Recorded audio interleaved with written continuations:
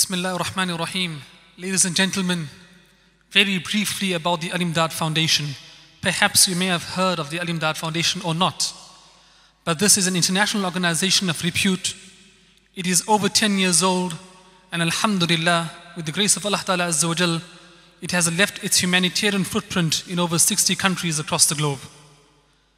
Now with international offices here in the United Kingdom, Australia, Indonesia, Jordan, we have an array of various humanitarian projects. But the cornerstone of our relief operations is none other than disaster relief.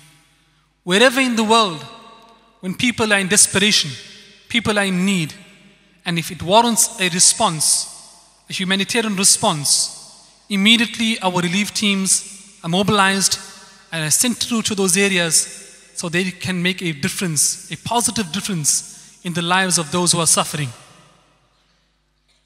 Also, very important, ladies and gentlemen, the Al-Imdaad Foundation is that organization which provides humanitarian services in crisis and non-crisis situations, irrespective of race, religion, creed, culture, or geographical boundary. So ultimately what I'm saying is that if there's any human being out there who's in distress, it is our duty to take that initiative and make sure we are there to assist them. My dear brothers, I want you all to sit back, relax, and visualize those people who are in desperation. What do they go through? We have the opportunity firsthand. We have a first-hand approach, a hands-on approach regarding humanitarian matters. And many a times, we see with our own eyes what desperation really means.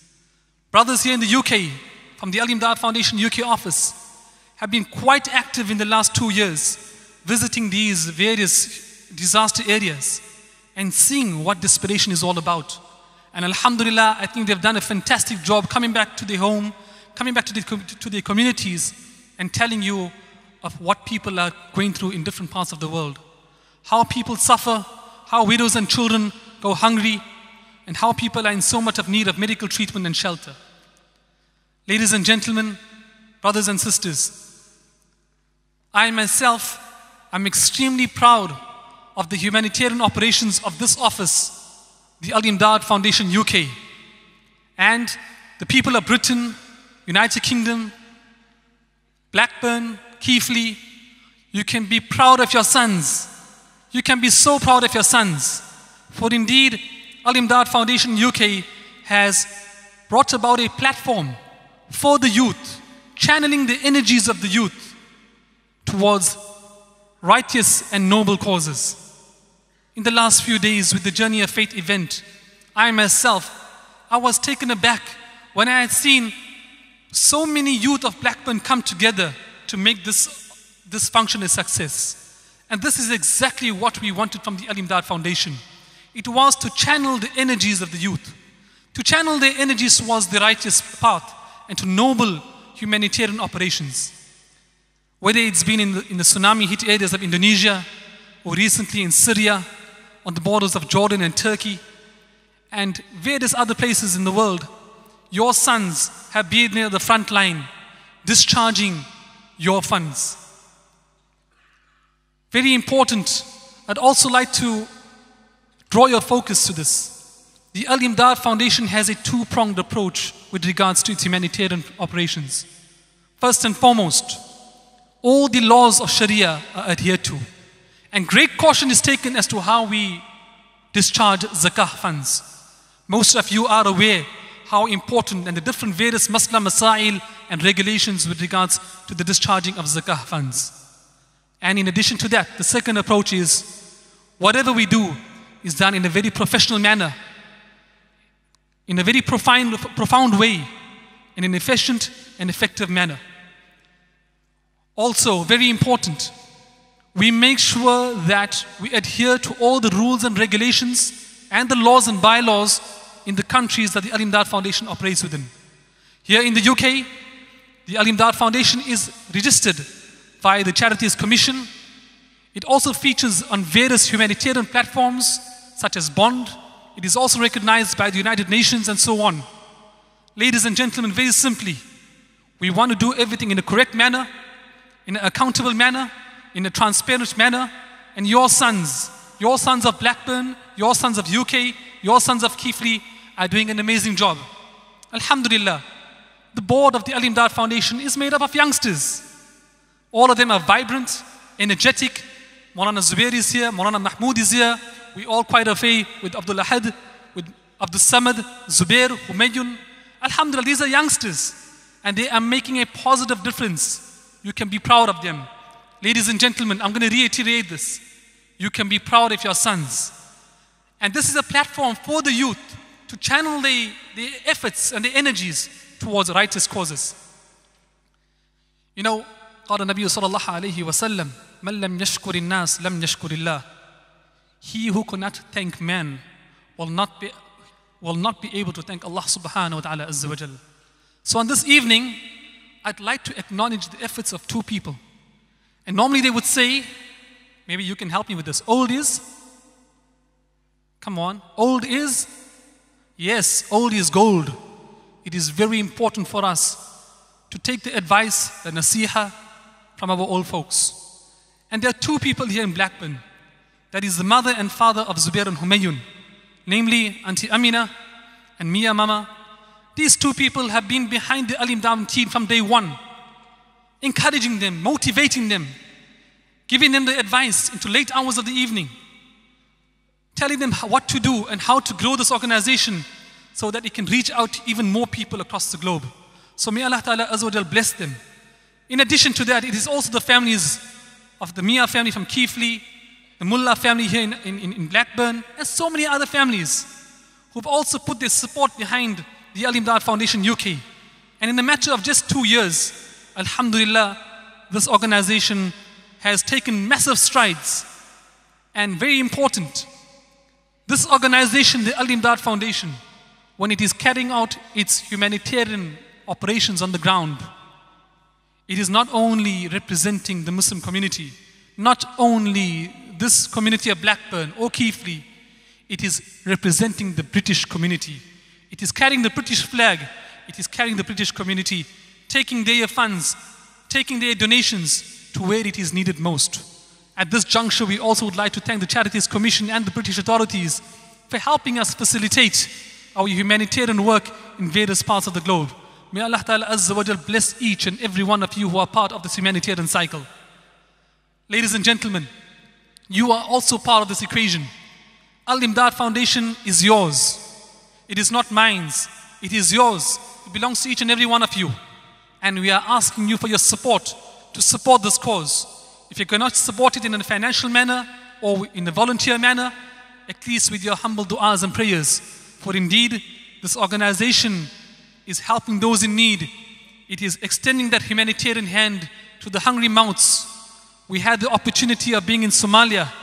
And when you hear those stories of people, a mother with 3 children who walks through the desert for over how many days in search of what? Food. Just food. A morsel of food. For us here in the West, for us in South Africa, where few morsels of food are so insignificant, and just a stone's throw away somewhere in Africa, you will find that it is such a valuable commodity, few grains of rice. I had the opportunity of being in Haiti in the infamous earthquake of 2010. And with my own eyes, I had seen a family. Generally, after a distribution takes place, perhaps you may find a few grains which leaks out of the boxes and falls onto the floor. I found with my own eyes a family looking into the sand and lifting up each and every grain of rice. That is desperation. Wallahi, that is desperation. Spend time with your sons. Your sons have seen desperation in the last 2 years in various parts of the world. Support them. Support this organization. This is your organization. Ladies and gentlemen, brothers and sisters in Islam, I'd also like to draw your attention to something which is also very important. In a few days' time, your sons will be traveling through to the borders of Mauritania and Mali.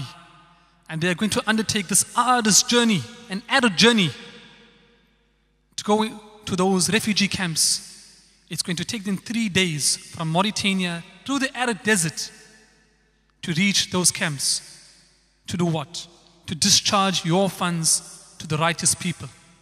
This is completely a hands-on approach by your sons, making sure that your donations reach the correct causes in a transparent manner, in an accountable manner. With these words I say to you, we ask Allah Ta'ala Azza wa Jal to guide us, to use us for humanity, serve humanity from now till our last. And may Allah Ta'ala Azza wa Jal bless your sons, keep them in good health, keep them in good spirit, and allow the Al-Imdaad Foundation to prosper. We request your du'as for the success of our various missions. And I want you all to give a strong takbir and a strong mashallah for these sons of the Al-Imdaad Foundation. Takbir! Takbir! Wa akhiru da'wana and alhamdulillahi rabbil alameen.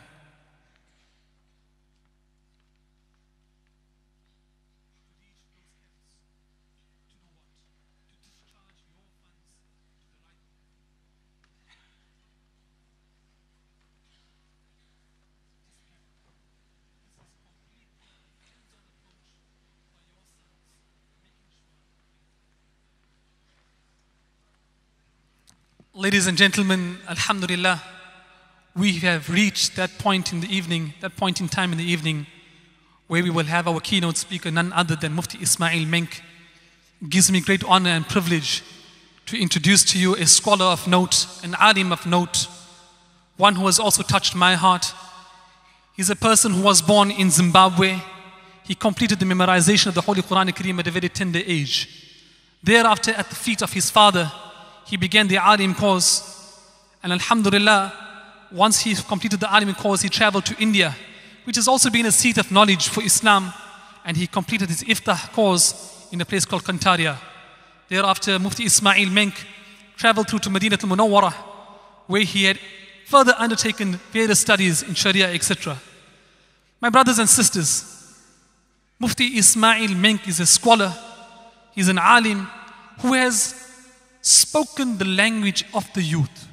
He has used the mode and methods of the youth to reach each and every one of us. Alhamdulillah, he has a fantastic following on Twitter with close on to 100,000 followers, mostly youngsters, mostly youth. He has been a guiding light and a guiding star for so many youth who have been lost, so many youth that have been off the track. Alhamdulillah, Mufti Ismail Menk has provided that hope for them. He also has over a few million followers on Facebook and on various other platforms. He leads a hectic lifestyle, traveling the globe. And sometimes I say to him, Mufti Sahab, how is it such that you manage to cope? And he says to me, Allah Ta'ala Azza wa Jal has given me the opportunity to reach out to the youth. Let me make that extra effort to make sure that we could touch a few people's lives and bring them onto the correct path. I speak for myself. Within my own family, I've seen Mufti Ismail Menk's words reverberate through the hearts of some of the people in my own family. He's been a real guiding star for so many people.